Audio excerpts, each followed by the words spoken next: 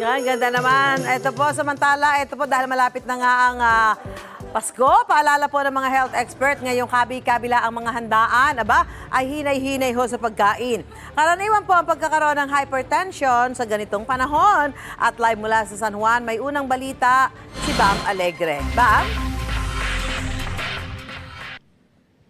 Susan, good morning. Kaliwat kanan yung mga Christmas party at pinaghahandaan na rin yung mga pangmalakasang Noche Buena. Pero kasabay ng holiday season, kailangan din daw bantayan ang Holiday Heart Syndrome.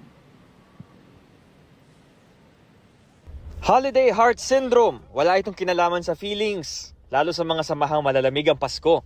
Tungkol ito sa epekto sa puso ng labis-labis na pagkain ng matataba at maalat na pagkain at alak, lalo ngayong holiday season. Ayon kay Dr. Emmanuel Dimal ng National Nutrition Council, isa sa mga common holiday health concern ng hypertension. Base raw sa ilang pag-aaral noong 2019 at 2022, mas mataas ang mga kaso ng hypertension at high cholesterol tuwing Christmas season. Marami rin ang nadagdagan ng timbang, tumataas ang blood sugar, at nagkakaroon ng digestive discomfort at bloating. Paano kaya binabalansin ng ilang Pinoy ang pagsasaya sa pagiging maingat sa kalusugan kapag holidays? Papawis daw, sabi ni Benji Ballarta. Siyempre, maraming pagkain. But pag marami kang kinain, you have to excrete those bad elements na pumasok sa katawan mo. And then, exercise. I walk 10,000 steps every day. Si Ina Sending naman sasabak na sa Christmas party mamaya kaya pumondo na rin ng exercise ngayong umaga.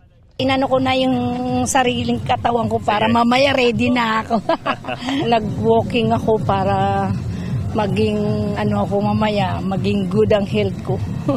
Si Nicolas Obinario naman tila napadayat na rin at naiwasan ng overeating kasi limited daw ang budget ngayong taon sa handaan.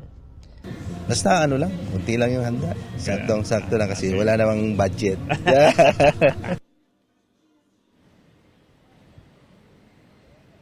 Susan, namigit kumulang 300 daw ang naka-experience ng stroke noong January 2025 matapos ang holiday season. Kaya everything in moderation pa rin daw ayon sa Department of Health. Ito ang unang balita mula rito sa San Juan. Bam Alegre para sa GMA Integrated News. Gusto mo bang mauna sa mga balita? Mag-subscribe na sa GMA Integrated News sa YouTube at tumutok sa unang balita.